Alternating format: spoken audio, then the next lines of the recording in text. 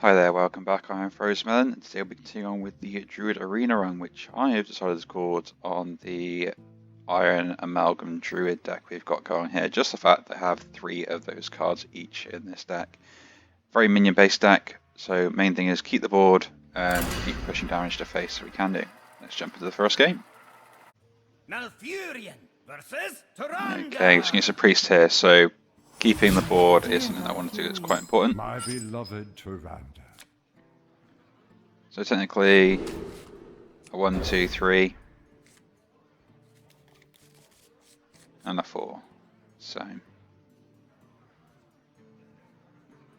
let's play this out. Hope everyone's doing alright today. Not much different from myself what's going on at the moment, so just having a little time off from my proper work. Just kind of relax and chill out for a while and get some recordings done. So we'll play the 2-3 out first to make sure we can maybe trade into something.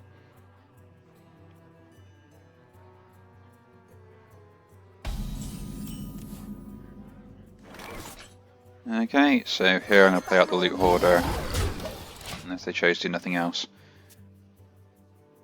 Now, I have been trying to play some other games at the moment. Got back into playing Pokemon Unite, which unfortunately said some of the salt did come out in some of those games as well.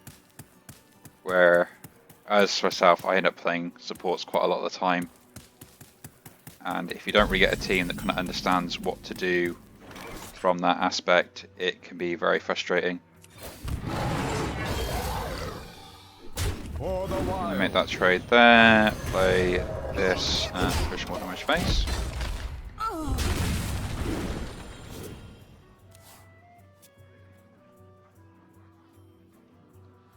But yeah, there were a few games where it's just like, we needed everyone down for Dreadnought, and then you have 2 of your teammates that decide to push top lane. It's like, their whole team's at the bottom, can you like help us out? No. There's nothing wrong with it. I said there are still some newbies in the games themselves, so it's to be expected. That is a good trade here.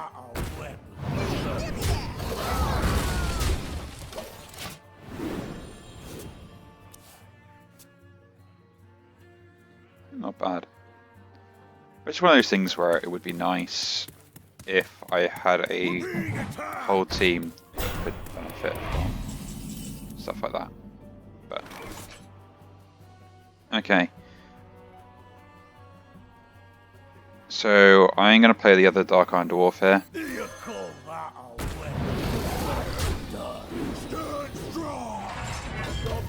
Push through that. So always remember with that minion to always do the small damage first if you can do.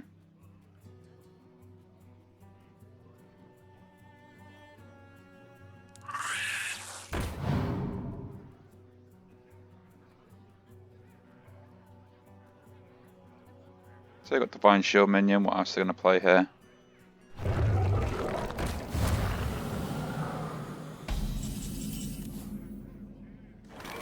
Okay. Done. So I'll make that trade, I'll make that trade, and I'll play the 5. Again, we're just trying to keep the board as much as we can here.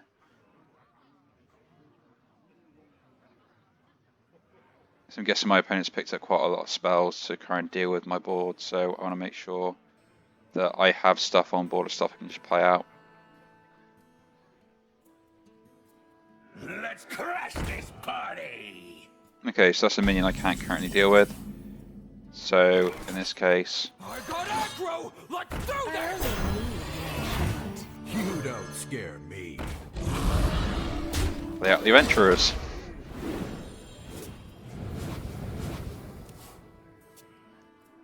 Just remember, all these cards here are literally just from this one card, so they've gained a good amount of value already. At which point I can just trade into stuff and probably Nova, which is actually in their deck.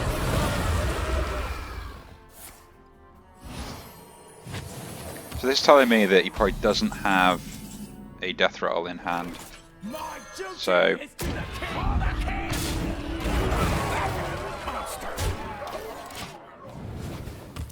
Because normally what a player will do is just leave that to die, which I would have still made the trade. But it looks like they're kind of lowish on minions at this point now.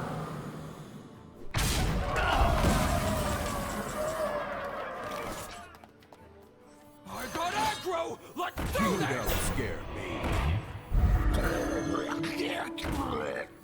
And again, just play out the hand, get as much on board as I can.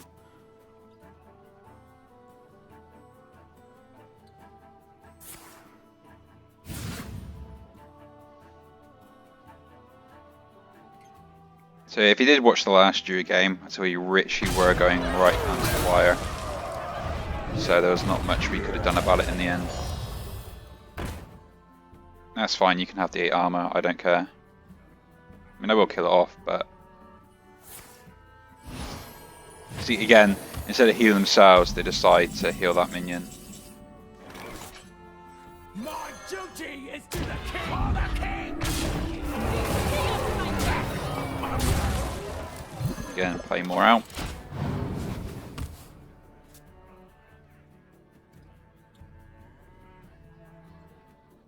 It's the one thing with Priest is they'll tend to end up losing the amount of minions they have on board. Feel the sun bear down upon you. And that's a discover a spell from their deck. So they have 2 spells in their deck at the moment.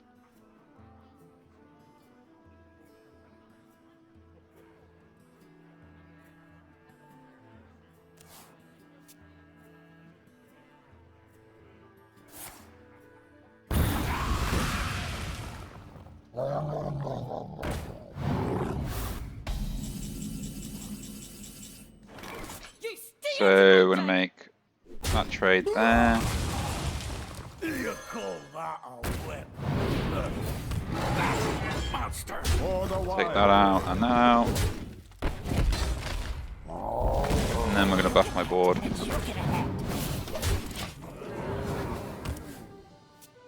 Lucky got more damage out of that. I could have played this first, but I didn't want it to actually buff the minion, and then I'm trying to do more damage, so I went for the efficient playthrough.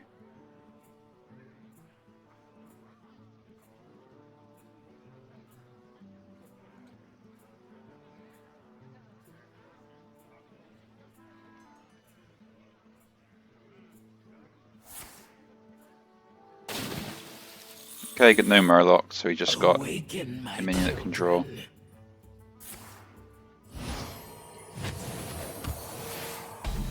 So we have 8, 6, 9. I don't have enough damage to kill here. 8, 6, 9. So we're what, doing 17? So he's down to like 3. At which point he's got a big dragon, which I don't want him to give like taunt or something to, because else I can't kill them. So in this case, Monster. not that one, I'll take that one. Place to hide. Done. Monster. So this is kind of what shows you what happened with sort of the last game. I have a good opportunity there to try and get them down to about 3. Now, if they taunt that minion up and give it actually more health, I cannot deal with that minion. So therefore, I don't have any damage to go over the top. So something like this. So there is literally no point in me trying to do that. And this is why I didn't push Facelet, because then they would have had that minion and could have healed it.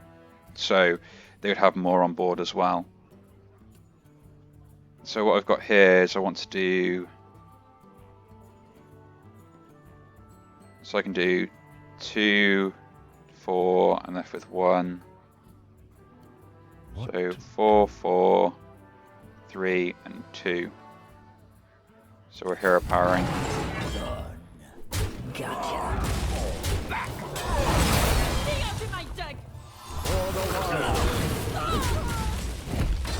It's harvest. I'm just going to play out the hand here, get as much on board. Yeah, I get the more armor, but I'd rather have the extra minion. I might be able to get like a 1 damage ping.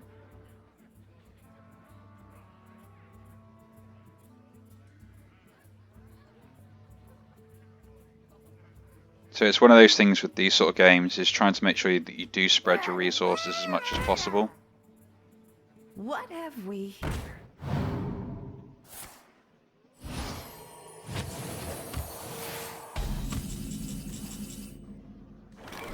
So again, I don't want to have minions on board. I want to win the long game. I'm going to keep the healing on board.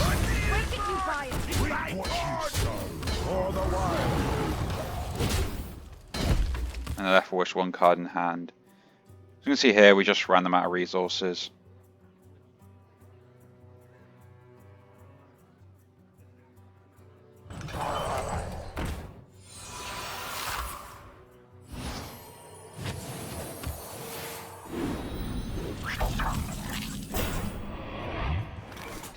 Break it, you buy it.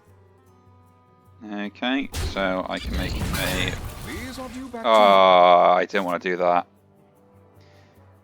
I forget that. What is it? Unfortunately, I dragged it a little bit too close to that there.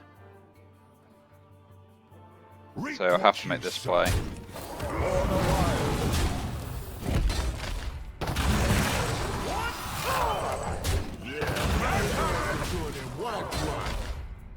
Okay, I have to remember that for the future. Be careful being too close to the deck.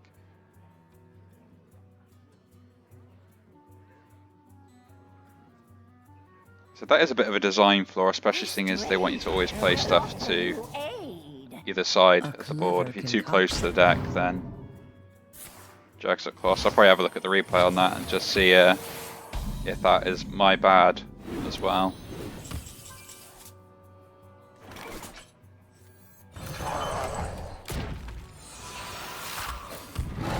Break it, you buy it. For the wild.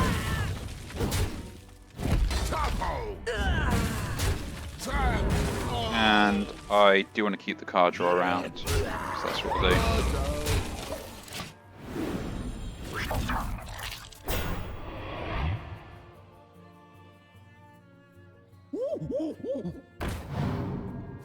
I've got the beast in myself. So, this is a future reference for everyone. If you've got a card in hand that can do something later, but you need to play it, play it.